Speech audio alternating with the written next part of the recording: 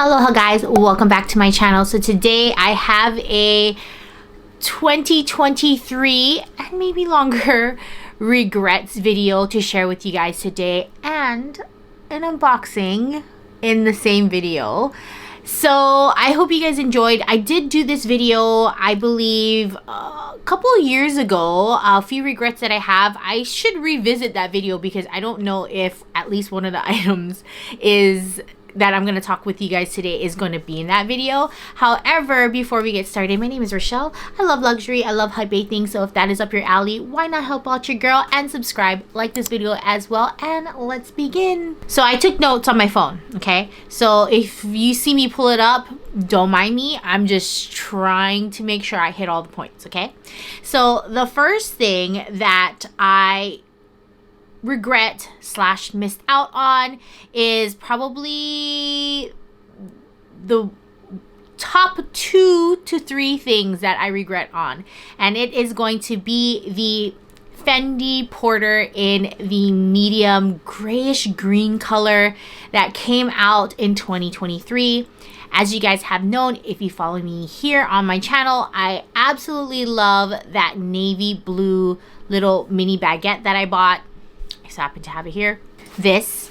I pre-ordered this piece because I love the blue. I am in my blue girl era. I usually am not a blue gal until pretty recently.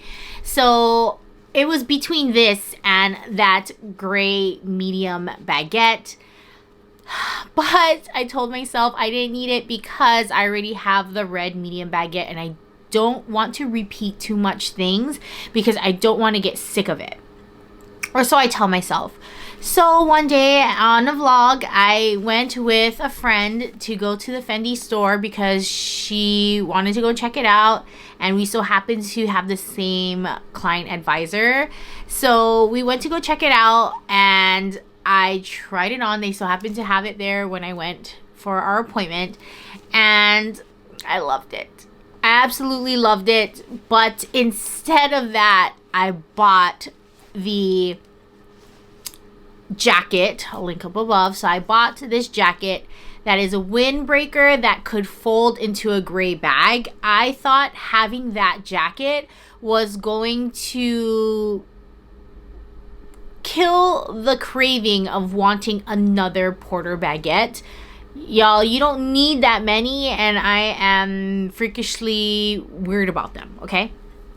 So I really thought buying that jacket and matching with my friend was going to be it for me. Since then, I consistently looked at that picture. I think even when I was editing the vlog, I screenshotted a part of that video so I could upload it to my phone because I loved that picture so much, or that scene so much.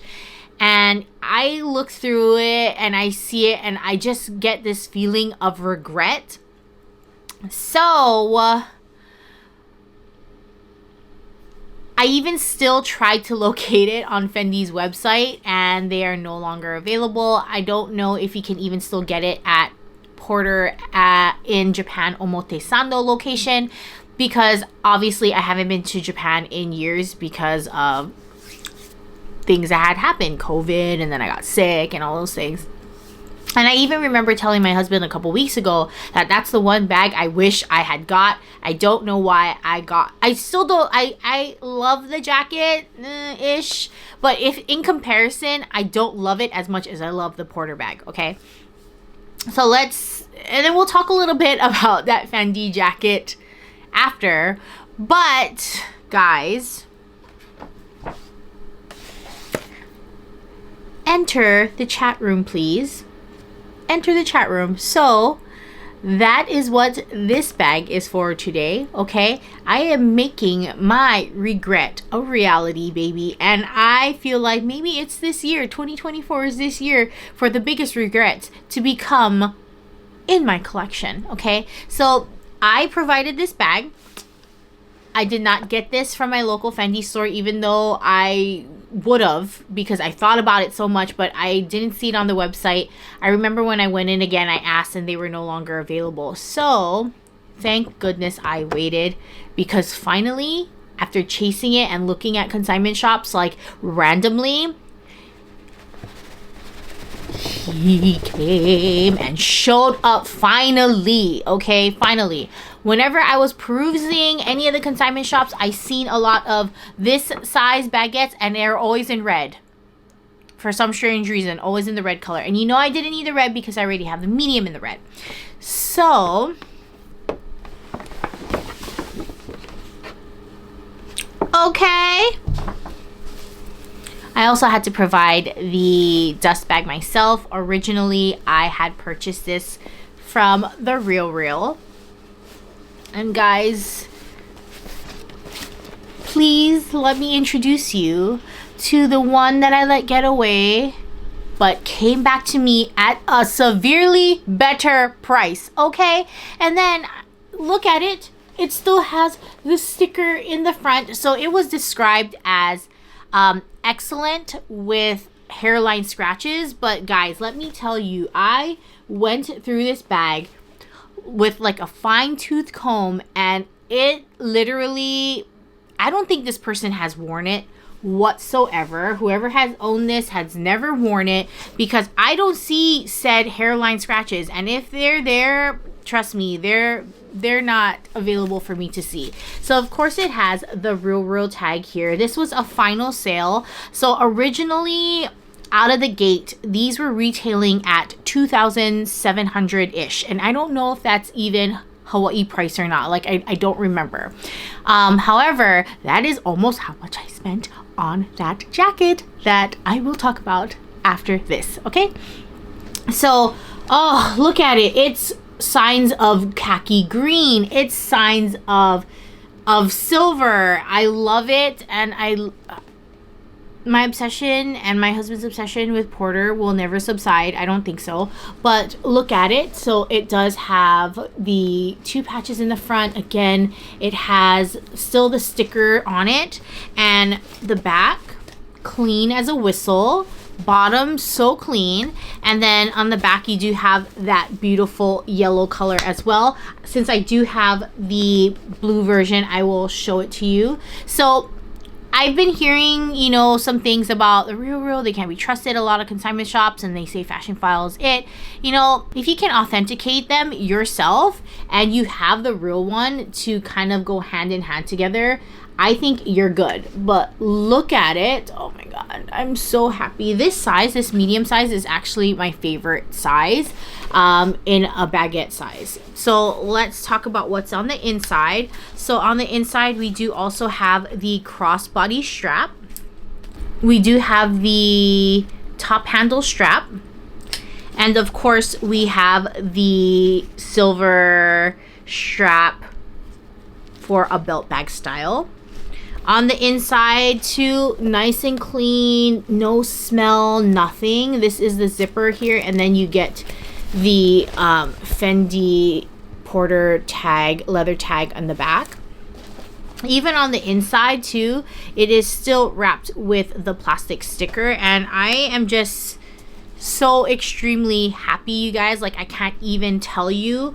I have my other baguette here too, so the biggest differences, as you can see, is one is silver hardware as opposed to the gold. They did change up the patch, so this has a space in between where this one doesn't, but also the blue doesn't have it does have the space in between as well. And you'll see little things like the hardware. Let me show you here. So let me show you here. So the hardware, as you can see, is a little bit more hardier on the red as opposed to the silver version as well. And as you can see, I've used my bag so much. Like, there's sometimes little fibers that come out, which is natural for nylon, but it comes with the same straps. However, I did notice the big difference is going to be with the belt strap. So the belt strap here, so the parts that attach to the bag are of course very similar with the pebbled leather, and they just look exactly the same. But the main difference is the first version has the plastic buckle as opposed to this one having a metal buckle, which in my opinion I think looks way better, and the quality looks amazing in that sense. But everything else is the same, where it has, this has the orange as opposed to the new yellow lining, and just amazing. And I got the card and everything, so happy that I was able to turn this regret into reality. And how much I paid for it, I had to just pull the trigger. So again, they retail for about 2,700 ish, or maybe 2,900 if you're not paying the Hawaii price. I bought this for $1,625 before tax. So happy, can't wait to use her. And this is going to be used on the first day of Lunar New Year. If you haven't seen that video, I'm going to link it up above.